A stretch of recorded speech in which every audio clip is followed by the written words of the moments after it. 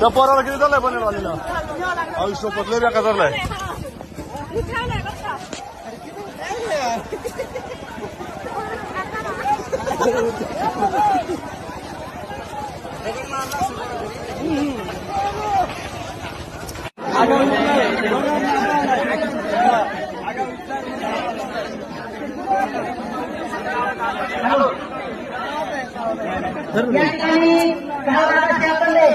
आपल्याला विनंती आपण या ठिकाणी आशीर्वाद द्यायचे